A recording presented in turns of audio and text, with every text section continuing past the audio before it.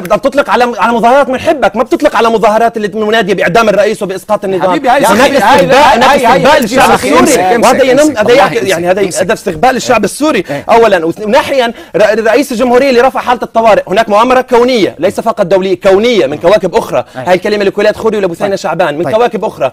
هل هناك حكومه في العالم ترفع حاله الطوارئ لما يكون عليها مؤامره؟ رفعت حاله الطوارئ لأن في مظاهرات محقه تطالب برفعها، لانه الناس نضلت ودفعت دماء من اجلها. اخجل على حالك وعلى كل هذه المؤامره. انا بدي اسال انا موضوع المؤامره انه ليس هناك.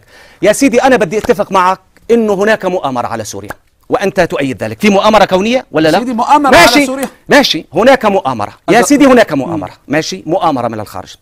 طيب هل وجود هذه المؤامره، أنا أول قبل ما أقول لك مؤامرة، محمد حبش اللي هو من عظام رقبة النظام قال بالحرف الواحد في ندوة الحوار في دمشق، قال إن مشاكل سوريا 85% من مشاكل سوريا داخلية و15 خارجية. هذا من النظام. ثانيا دقيقة يا أخي خليني أكمل لك المؤامرة يا أخي، واللي وازور الحمد أمثال دقيقة وعلي جمال وعلي مملوك. دقيقة بدون أسماء رجاء، خلينا نحكي بالمؤامرة.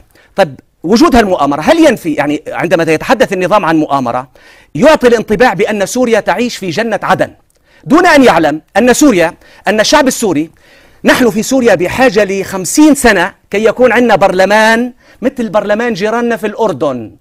بدنا 60 سنة يكون عندنا صحافي مثل صحافة جيراننا في الأردن. طبعا بدنا 9000 سنة مشان مثل تصير بين لبنان. الشعب السوري يقول نحن نريد أن نصبح نصبح مثل المصريين في عصر مبارك.